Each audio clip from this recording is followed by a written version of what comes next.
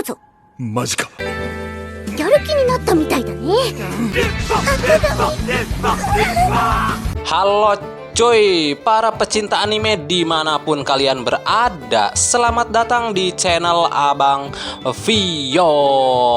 Di video kali ini gua mau ngelanjutin alur cerita anime Temple episode yang ke-11. Buat kalian yang belum nonton di episode sebelumnya, gua saranin kalian tonton terlebih dahulu agar alur ceritanya nyambung. Dan buat kalian yang udah, yuklah kita langsung gaskeun aja ke alur ceritanya.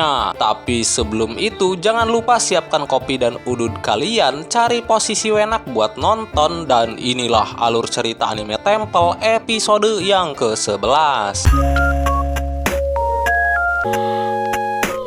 Cerita berlanjut dengan diperlihatkannya Kiki yang sedang menjelaskan sesuatu kepada Yuzuki dan Akagami. Ia memberitahu bahwa jika mereka ingin mengadakan upacara penahbisan di kuil Mikazuki, maka patung yang lehernya patah harus diperbaiki terlebih dahulu. Masalahnya, semua orang tahu bahwa memperbaiki patung tersebut membutuhkan biaya yang tidak sedikit. Kiki pun menjelaskan bahwa total biaya yang dibutuhkan mencapai 500.000 yen. Mendengar jumlah sebesar itu, Akagami langsung terkejut dan tidak bisa menyembunyikan ekspresinya. 修繕に50万はかかる。かの大金ですね。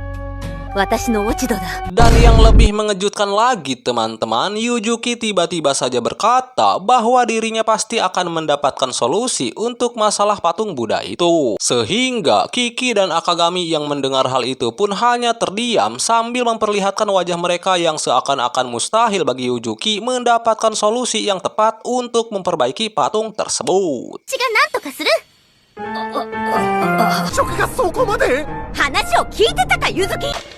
Akagami yang tidak tega membiarkan Yuzuki bekerja sendirian demi mengumpulkan uang untuk memperbaiki patung itu, dengan niat membantu, ia membuka laptop dan mulai mencari lowongan kerja paruh waktu. Namun tekadnya langsung tertahan saat melihat persyaratan utama, harus mencantumkan nomor ponsel. Karena Akagami tidak memiliki nomor aktif, ia pun berniat meminjam ponsel milik Yuzuki. Dengan penuh keyakinan, Akagami melangkah menuju kamar Yuzuki. Namun keyakinan itu langsung ambyar begitu pintu kamar terbuka. Penampilan santai Yuzuki yang terlalu bebas membuat otak Akagami error seketika. Ia berdiri kaku seperti baru saja diserang kemampuan spesial level S yang bernama serangan visual mematikan.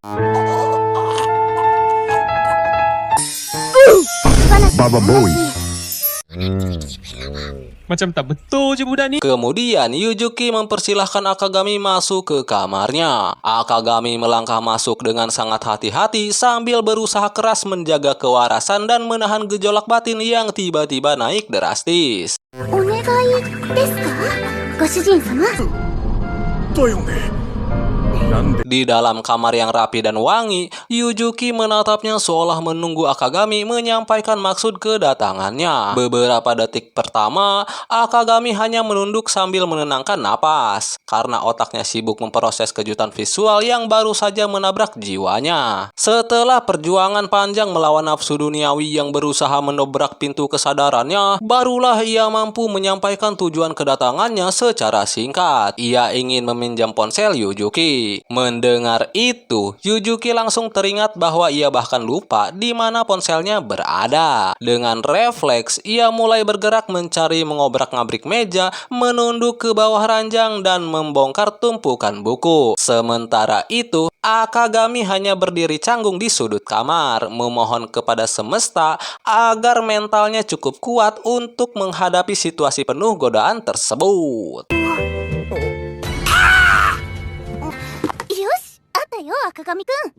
Setelah ponselnya ditemukan, Yuzuki tidak langsung memberikannya pada Akagami. Ia bertanya terlebih dahulu tentang alasan Akagami meminjam ponsel miliknya. Kemudian, Akagami menjelaskan bahwa dirinya membutuhkan nomor kontak untuk mencari pekerjaan. Mendengar hal itu, Yuzuki mengambil kembali ponsel miliknya dan meminta Akagami agar tidak perlu repot-repot mencari pekerjaan untuk membantu dirinya. Yuzuki menegaskan bahwa dirinya dirinya sendirilah yang akan menyelesaikan semua permasalahan yang ada di kuil Mikazuki, termasuk memperbaiki patung itu. Pada awalnya, Akagami menolak karena menurutnya tidak mungkin seorang siswi SMA mendapatkan uang 500.000 yen dalam waktu singkat. Akan tetapi, karena Yujuki terus ngomel-ngomel mau tidak mau, Akagami pun mengalah padanya. Sebelum meninggalkan kamar, Akagami mengingatkan Yujuki untuk segera beristirahat. Ia tahu bahwa Yujuki telah bekerja keras semalaman mencari tambahan uang, sehingga kondisinya tampak sangat lelah. Namun, sebelum Akagami sempat melangkah pergi, Yujuki meminta bantuan. Ia ingin dipijat agar bisa tidur dengan lebih nyaman. Permintaan itu membuat Akagami sedikit ragu. Ia sempat ingin menolak karena khawatir tidak mampu mengendalikan diri setelah sebelumnya cukup kesulitan menahan rasa canggung akibat penampilan Yujuki yang sangat santai. Meski demikian, Akagami memahami bahwa Yujuki benar-benar membutuhkan istirahat. Ia tidak ingin mengecewakan seseorang yang sudah berjuang begitu keras. Akhirnya, setelah mempertimbangkan situasi, ia menyetujui permintaan tersebut. Sebelum pijatan dimulai, Yujuki memberi syarat yang membuat suasana menjadi lebih menegangkan. Jika pijatannya tidak berhasil membuatnya tertidur,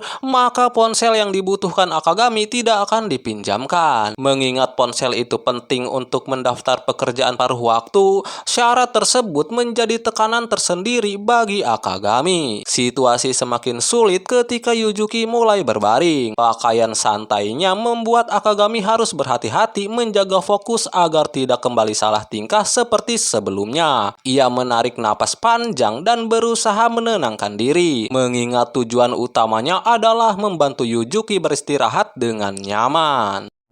いやいや無理だこれ見るだけでどうしたの赤髪くん。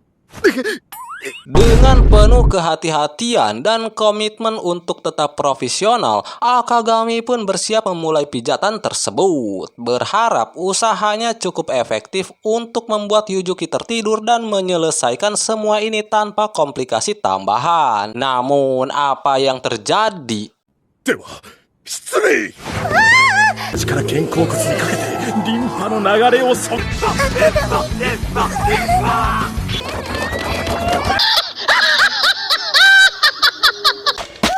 Saat berjalan melewati kamar Yujuki, Sukuyo tiba-tiba mendengar suara Yujuki yang melengking disertai suara Akagami. Bagi Sukuyo, kombinasi suara itu terdengar sangat mencurigakan. Tanpa pikir panjang atau memastikan apa yang sebenarnya terjadi, ia langsung mendorong pintu dan masuk ke kamar Yujuki. Setibanya di dalam, Sukuyo terkejut melihat pemandangan yang jauh berbeda dari dugaan awalnya. Yujuki sedang dipijat, sementara Akagami berusaha tetap tenang dengan ekspresi yang jelas penuh tekanan. Situasi tersebut membuat Sukuyo langsung meminta penjelasan. Akagami hanya menghela napas dan menjelaskan singkat bahwa ceritanya terlalu panjang untuk diuraikan sekarang. Ia sudah cukup kewalahan dengan semua kejadian yang berlangsung dalam beberapa menit terakhir. Akibat gangguan tersebut, Yujuki yang awalnya hampir tertidur menjadi sepenuhnya terjaga kembali. Karena tidak berhasil tidur,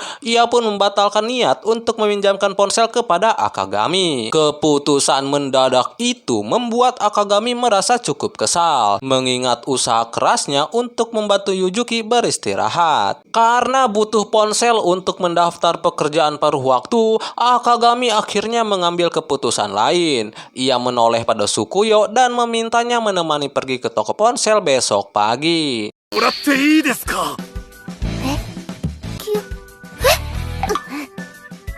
Keesokan harinya, Sukuyo sudah siap menemani Akagami untuk membeli ponsel. Terlihat Sukuyo menggunakan pakaian favoritnya karena mau menemani Babang Akagami, pria idaman bagi seluruh wanita kuil Mikazuki. Setelah beberapa menit menunggu, Babang Akagami pun datang dengan pakaian seperti biasanya. Padahal, Sukuyo sangat berharap Babang Akagami tampil beda di hari itu.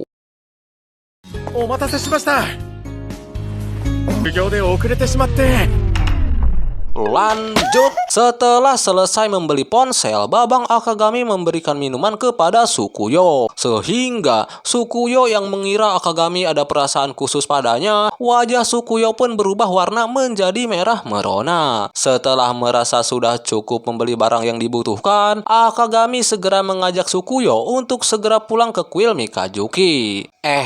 Akan tetapi...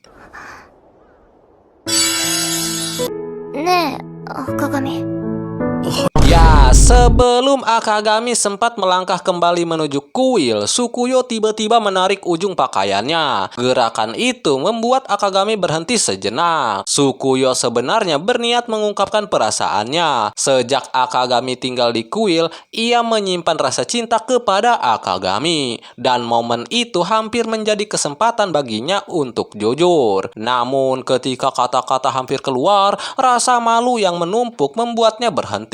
Wajahnya memerah dan keberaniannya pun hilang begitu saja. Akhirnya, Sukuyo mengurungkan niatnya untuk menyatakan perasaan. Ia memilih jalan yang lebih aman, menawarkan tukar nomor ponsel. Baginya, itu cara yang cukup untuk tetap dekat dengan Akagami tanpa harus membuka isi hatinya sepenuhnya. Akagami seperti biasanya menerima tawaran itu dengan senang hati. Ia tidak menyadari makna tersembunyi di balik permintaan sederhana Sukuyo. Sementara Sukuyo hanya bisa menenangkan diri sambil berharap suatu hari nanti ia cukup berani untuk jujur.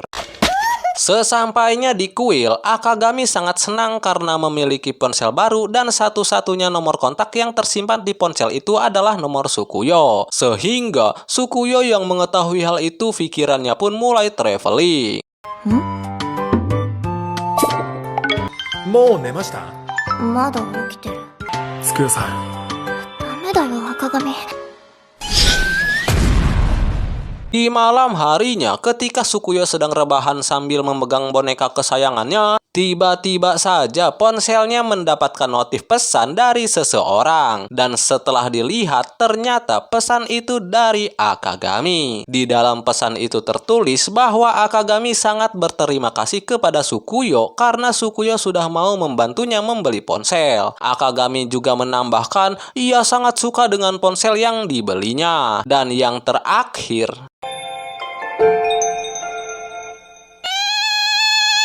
Dan alur cerita anime Temple episode yang ke-11 selesai. Jika kalian suka dengan videonya, jangan lupa tekan tombol like dan komentarnya ya cuy. Dan buat kalian yang baru menemukan channel ini, jika kalian suka dengan videonya, jangan lupa tekan tombol subscribe dan aktifkan juga lonceng notifikasinya cuy. Agar kalianlah orang yang pertama kali tahu jikalau channel ini upload video terbaru. Terima kasih sudah menonton dan sampai jumpa lagi di episode selanjutnya. Bye bye.